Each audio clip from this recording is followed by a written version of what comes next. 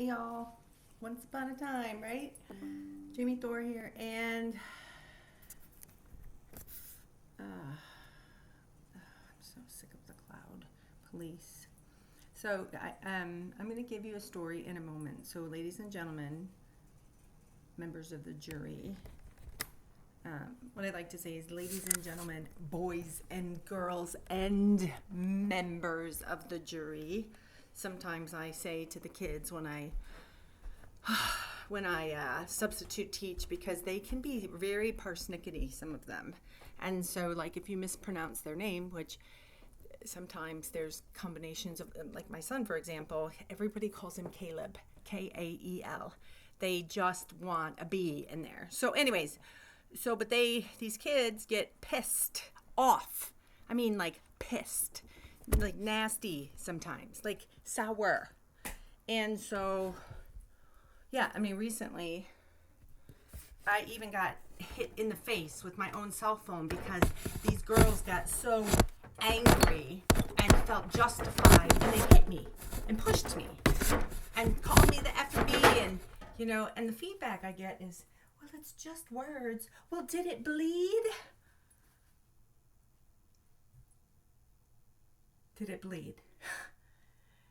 I was told to go to the emergency room. I had a welt right here to here. If you, I have pictures. I even have me taking, like, but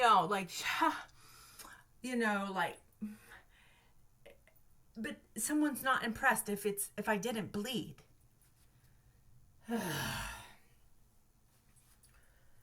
I don't know what you expect of your substitute teachers, school districts. But to undergo verbal assault or physical assault, we're going to call it as it is. Assault. It's wrong. In the workplace, you're fired and you got a police report on your ass. All right, so I'm not in a very good mood, and I really do want to have like a once upon a time charming story, but obviously this YouTube is not really made for kids. It's made for adults. So you're just going to have to bear with my sorry soul and hurting heart, okay? So yeah, adult content only. And no raunch, just so you know. It's just not my style. Anyways, I was trying to think about this, like, once upon a time, right? Once upon a time. So I got really pissed off. And I mean, like, furious with my brother, who happens to be a colonel, who happens to think, like, everything's cool all the time. And he is so insensitive and disconnected to me that it just doesn't matter. And same with all my kids, and same with my parents. And oh my gosh, I'm the most sensitive person in the room, and nobody gives a crap. So I guess it's just best to be alone by my sensitive self in the room. Anyway, once upon a time, a little girl was born in New Jersey, and then her family moved to, of 7 at that time, moved to Pennsylvania for a hot second, which really translates to about 6 months, maybe 4 months, maybe 8 months. God only knows, probably my mom does. And then we moved to Minnesota. And then in that time frame, I was only 4, and I got run the frick over by the car. My dad actually would never admit to being absent-minded enough to not have put on the emergency brake, but I suspect that was really what happened. Or he left the car in neutral, or both. But I've heard the story told multiple ways by my mom, and or through the years, and maybe, much of it has been like me remembering, like, did I knock the car into neutral? No, you can't knock it into neutral if it's turned off, can you? Anyway, any of you Toyota engineers from the 1960s and 70s? It was a little Toyota Corolla, I believe.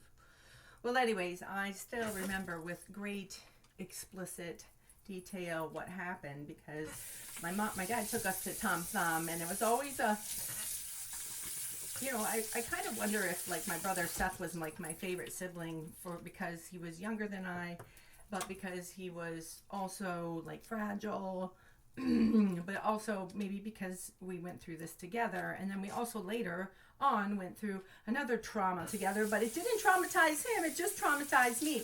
Neither one of them traumatized him. He just calls himself lucky. I just took the brutality in both of them situations. So long and short of it is,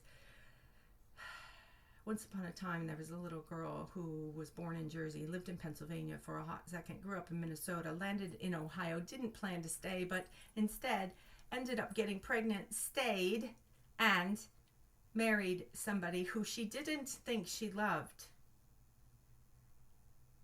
who had a lot of confusing and problems that she just felt like were too much for her to handle, and yet she did it.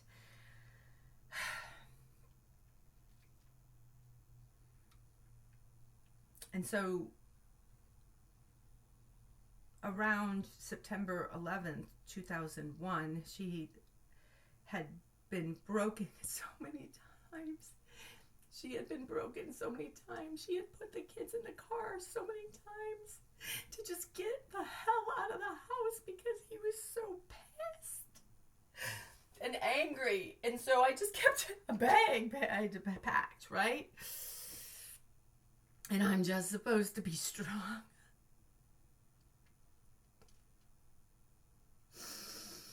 And then he hurt my son physically. And yet my son thinks that I'm the perpetrator because emotionally I've hurt his feelings, right? So who is a perpetrator, right? The one who physically hurts or the one who verbally hurts? And dear God, I never meant to hurt my kids. But that's his disposition. As it was. The age-old adage is, sticks and stones can break my bones, but words will never hurt me. But now we have things like gaslighting, and we have manipulation and narcissism, and we have people that do terrible things and are so ashamed of themselves that they can't even stand it. And they can't even stand it if people are upset or angry, and they won't accept responsibility for it, and then they kill themselves. Like stealing, like lying. But then there's these school districts, right? And so the word gets out that, this teacher stole and lied. And then a big, huge witch hunt occurs, and the most weak and disgusting deposition prep that I have seen in my entire life was thrown at my husband. What a joke. It was laughable. And yet it worked. They got him fired. They got the board to move and to get him fired. And yet, because he didn't get fired, and because the school benefits didn't kick in, or stop rather, until April 30th. He waited until April 30th and he died. He killed himself that day. If he would have done it May 1st, guys, I don't know where I'd be or what I'd be. And yet, having to heal from suicide. And for all of you messed up people that are gonna judge and say, what a conniving jerk. You should have known him. Because he really wasn't a conniving jerk. He was just a person. He was just a person. He was a person that grew up in a home that was really wacky. Where his brother started doing drugs as a teenager and beat the shit out of him. Where his dad and brother fought. Where he hated to see that violence. And yet, I had to take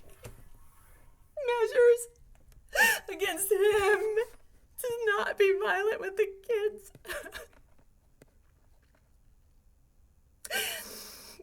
And you guys, he never got the real help that he wanted, or needed, rather, that I wanted him to have. In the meantime, I was in counseling the whole time.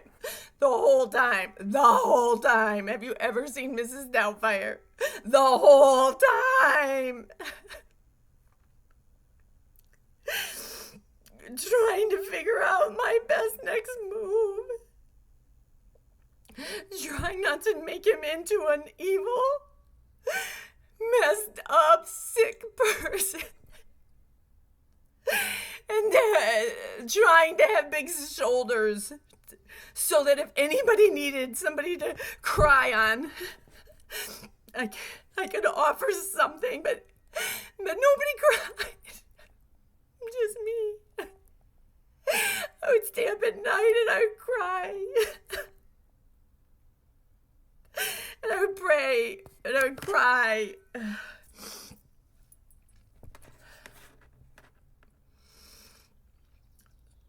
it sucked. And there were ebbs and flows. And I remember my brother saying, gosh, I thought this last Christmas you guys were really good. My brother thought we were really good, and my husband had stolen money and gave it to my parents. $800 each. What? $1,600.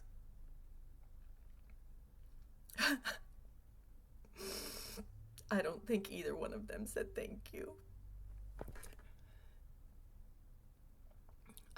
I think it was $400 each. I don't know. Like right now, I can't remember. I think it was $400 each because I remember asking my dad, like, what did you get? And he said that he bought one of those water toothbrushes things. And I was like, did you buy 2 of them? And God only knows what Mom did with her money.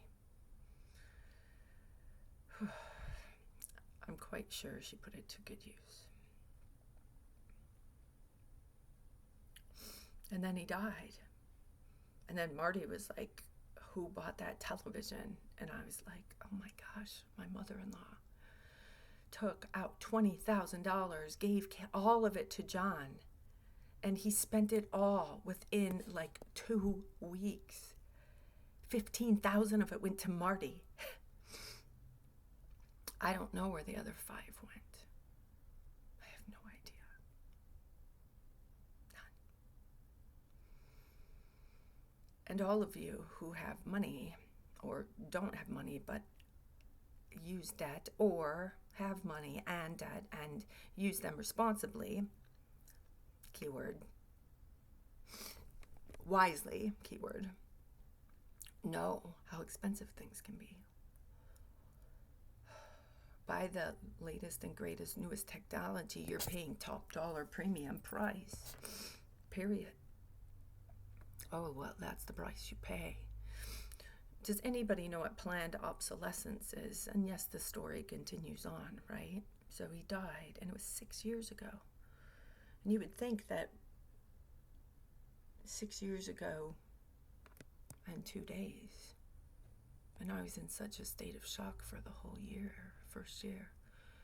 And my professor from the University of Toledo and friend and his wife bought and took care of my lawn for, like, they actually paid for lawn service for someone to come and mow my grass. That's a luxury I would never, ever spend money on. I was raised on a farm. You just don't do that stuff. And I don't know why they did it. I just don't know why they did it.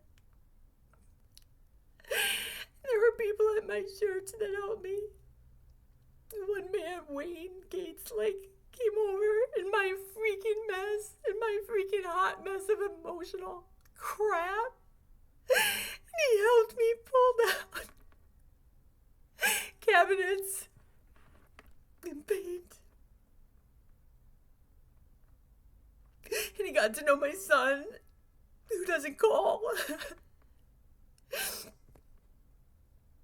And he got to see that my daughter didn't call and my other son didn't call. And none of them called. And none of them checked in. And it hurts. And my daughter's friends' moms were hellacious. They were so terrible. The girls, the mean girls.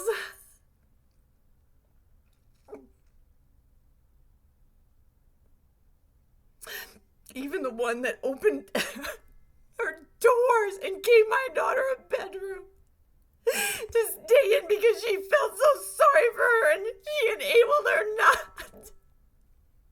not to get counseling, not to work it out with me. I even said that you're enabling my daughter. And she didn't care. She didn't listen. She didn't listen. Do you listen when people say things to you?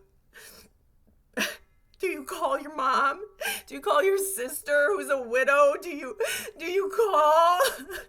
Do you check in? Fuck these fucking phones, you know?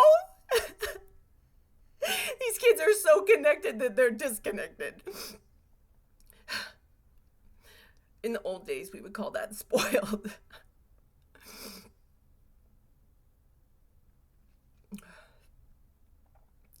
Loneliness sucks. And God knows I curse, but man, it sucks.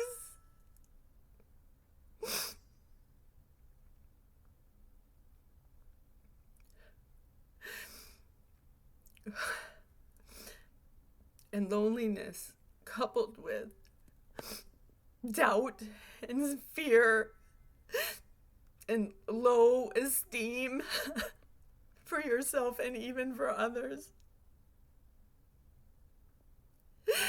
It's a bitch. It's worse than karma ever could be.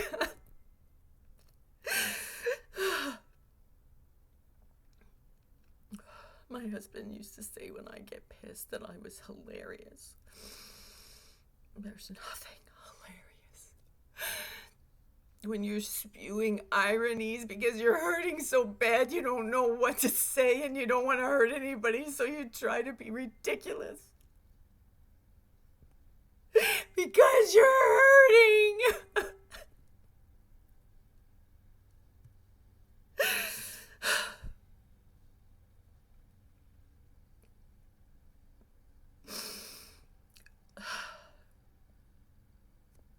And so this lady tried to go on, and she went on a dating app, and she met this guy who was like studying for his PhD. So he said. And I wonder if I have it close by, but she created a flipping, embarrassing, ridiculous scrapbook. Only to find out this guy was a stupid, fat-ass, ugly catfisher who wanted $1,700. Never met him. These are small amounts of money. $50,000 is a felony. Believe me, $8,000 a felony. Shit, man, I'll tell you what, I think that might even be a moving scale because I think attorneys sometimes can move for felony charges and move the dial on the law. I mean, isn't that exactly what happens when we try children as adults?